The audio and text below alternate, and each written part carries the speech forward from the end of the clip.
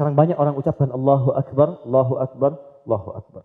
Pertanyaannya, apa makna Allahu Akbar dalam salat ini?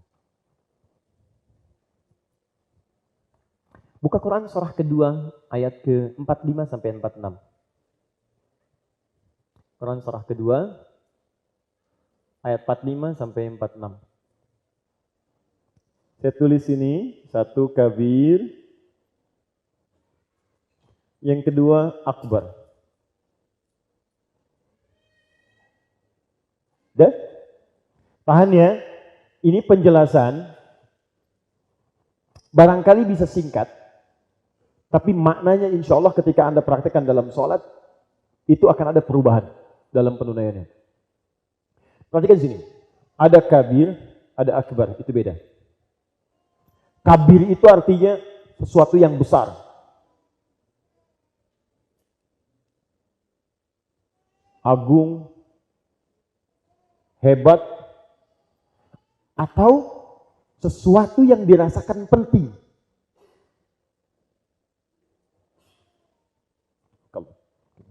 Hada masyru' kabir, ini proyek penting banget. Hada syai'un kabir, ini sesuatu yang hebat banget, agung banget, besar. Ini bahasanya kabir. Anda dapat proyek besar, Anda dapat pekerjaan besar, Anda punya pekerjaan penting. Itu bahasa Arabnya menggunakan kata kabir. Kalau Anda ingin rubah itu jadi bentuk superlatif, sigah mubalaghah, lebih daripada yang ini, maka rubah kata kabir ini, buang ya-nya, tambahkan hamzah di depannya. Secara singkat ganti kabir jadi akbar. Akbar itu lebih daripada segalanya yang ini. Nah, sesuatu yang sering diingat, sesuatu yang sering terbawa dalam perasaan, terbawa kemana-mana, ini menunjukkan bahwa sesuatu itu penting. Anda ingat kontrak, ingat pekerjaan, ingat makan, ingat itu, mau tidur, ingat itu. Ini menunjukkan apa yang sedang Anda pikirkan itu terasa penting bagi Anda. Paham sampai sini? Nah, ada orang ketika akan sholat, dia merasa bahwa pekerjaan dunianya itu masih penting sehingga terbawa dalam sholatnya. Dia pikirkan rumahnya, dia pikirkan handphonenya, dia pikirkan proyeknya, pekerjaannya. Dia merasa itu penting. Maka kemudian ketika Anda masih merasa terganggu dengan itu, kata Nabi, hei, ucapkan lewat lisanmu ketika engkau bertakbir. Tidak ada yang paling penting sekarang ini selain Allah. Maka Anda katakan, Allahu Akbar. Nah, mengucapkan Allahu Akbar itu bukan sekedar di lisan diucapkan biasa, bukan. Tapi ucapkan dengan sepenuh hati Anda. Kalau ucapan itu keluar dari hati, maka itu akan membantu jiwa Anda untuk khusyuk. Ya Allah, tidak ada yang paling penting sekarang kecuali Engkau. Begitu Anda takbir, Allahu Akbar. Yang lain tidak penting, ada yang lebih penting daripada ini semua. Allah. Nah, ketika Anda mengucapkan itu, Anda ingat rumus di Quran surah kedua ayat 45 sampai 46. Apa rumusnya? Lihat baik-baik. Wasta'inu bis-sabri was-salah. Awas, ini penting ya. Dan kalau Anda punya persoalan, minta solusinya kepada Allah. Terima dengan sabar, tunaikan salat. Saya sudah bahas ini tempo dulu. Wa innaha lakabiratun illa 'alal khashiin. Ini poinnya. Dan menunaikan salat itu tidak mudah, dia berat. Tidak mudah. Illa 'alal khashiin, kecuali bagi orang khusyuk. Bagaimana cara khusyuk itu? Kuncinya ada di ayat ke-46-nya. Perhatikan baik-baik. 1. Alladzina yadhunnuna annahum mulaqu rabbihim. 1. Orang khusyuk itu dia sudah mempersiapkan diri, merasa untuk bertemu dengan Rabbnya pada saat itu. Dan dia merasa Allah itu begitu penting bagi dirinya. Nah, clue-nya, kunci utamanya bukan di situ. Kunci utamanya, perhatikan ayat selanjutnya. Teruskan ayatnya, teruskan sampai ke ujungnya. Maaf, saya naik. Wa annahum ilaihi raji'un. Ini kunci utamanya. Jadi ketika Anda mengatakan Allahu Akbar, rasakan kata Al-Quran, wa annahum ilaihi raji'un. Nah, saya mau tanya sebentar. Kalau saya ucapkan kalimat ini, raji'un, raji'un, raji'un, apa yang terbayang di benak kita? Inna lillahi wa inna ilaihi. Apa yang terbayang? Kematian, wafat, dan seterusnya. Sekarang, kalau saya buat kalimat begini. Mas Dodi, ada yang namanya Dodi di sini? Enggak, kalau ada saya ganti. Oke, nggak apa ya. Mas Dodi dipanggil Allah. Apa artinya?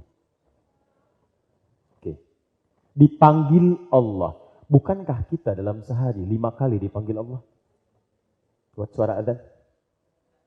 Demi Allah teman-teman sekalian, kita itu sering diingatkan, hei kamu ini jangan banyak mainnya. Satu kali kamu akan pulang. Dan kamu tidak akan tahu di mana kamu akan wafat dan kapan. Ingat, kalau sebab itu bisa apa saja. Saya katakan pada teman-teman yang lain, maaf ya, mau ada tsunami, mau tidak, mau ada gempa, mau tidak, kalau sudah waktunya wafat, pasti wafat. Pasti bisa. Dan itu pasti terjadi. Cuma kita bisa memilih dalam keadaan apa kita wafat. Bagaimana pilihannya? Cuma 2, apakah sedang bermaksiat atau sedang berbuat baik. Dikata para ulama, kalau Anda ingin selalu berada dalam keadaan baik, bahkan sampai wafat, pastikan ketika akan bermaksiat, pikirkan mungkin saat itu saya akan wafat. Jadi kalau sudah begini, Anda nggak akan main-main. Termasuk teman-teman kalau terima misalnya, maaf sekali. Kalau terima tawaran, nih ada tawaran, main ya, sinetronnya begini. Tiba-tiba ada adegan maksiatnya. Anda jangan langsung terima dulu, pikirkan dulu kalau sedang Anda lakukan itu, Anda diwafatkan oleh Allah. Kira-kira bagaimana Anda ngaji tiap bulan, tiap pekan, Anda sholat baca Quran, tapi wafat dalam keadaan sedang bermaksiat. Walaupun itu sifatnya hiburan atau mungkin pura-pura tidak nyata, tapi kan maksiat tidak ada hubungan dengan pura-pura dan nyata. Sama saat sholat juga begitu, kata Allah, kalau Anda pengen khusyuk dalam sholat, begitu Anda takbir, rasakan, hei yang penting itu sekarang Allah, bukan yang lain. Bahkan kata Allah, kamu ini masih mikirin mobil kamu, proyek kamu, rumah kamu, saya wafatkan kamu sekarang, gak akan dapat apa yang kamu pikirkan sekarang. Tidak ada yang penting selain saya, kata Allah. Kamu gak khusyuk sekarang, saya wafatkan kamu gak akan dapat semuanya. Makanya kalau Anda ingin khusyuk, begitu Anda angkat tangannya, Anda katakan, tidak ada yang penting selain Allah. Allah, bagaimana kalau saya wafat sekarang? Dan sekarang, teori itu bukan sekedar menjadi ayat yang tertulis. Sudah nampak tanda-tanda yang terdokumentasikan. Betapa banyak Allah kirimkan tanda yang sekarang diakses via YouTube, disebar via media sosial. Demi Allah saya katakan ada orang meninggal dalam keadaan ruku, meninggal sedang persiapan sholat, meninggal dalam keadaan sujud. Pertanyaan saya, Anda, kita wafat dalam keadaan apa? Apa ini? Tidak ada masalah. Anda sedang pergi kemana isi dengan zikir, isi dengan ketaatan, di jalan Anda baca Quran, dengarkan murattal, di jalan Anda berbuat baik. Begitu wafat dalam keadaan mulia. Dan kita tidak tahu kapan kita meninggal. Nah, paling minimal, dalam sholat kalau ingin khusyuk, rasakan suasana itu. Maka Masya Allah, begitu Anda angkat tangan, takbir, Anda rasakan sepenuhnya. Kalau perasaan itu ada, terakhir, makanya Anda dikatakan sebelum sholat. Ingat kalimat ini. Nabi mengatakan, dan riwayat-riwayat muncul kemudian, bima makna, lihat, kata para imam sekarang, Sallu salatan muwadda. Salatlah kalian, seakan-akan kita akan berpisah dengan dunia untuk selamanya. Jadi begitu Anda angkat, fayaqulu Allahu Akbar, kuatkan pada diri kita. Hanya Allah yang penting, hanya Allah yang penting. Nah, metode ini sekarang diterapkan oleh orang-orang Jepang untuk memotivasi dalam dirinya, untuk menumbuhkan keyakinan. Sekarang orang Jepang, orang Korea pakai. Kalau mereka sedang kurang yakin, mereka akan katakan dengan itu.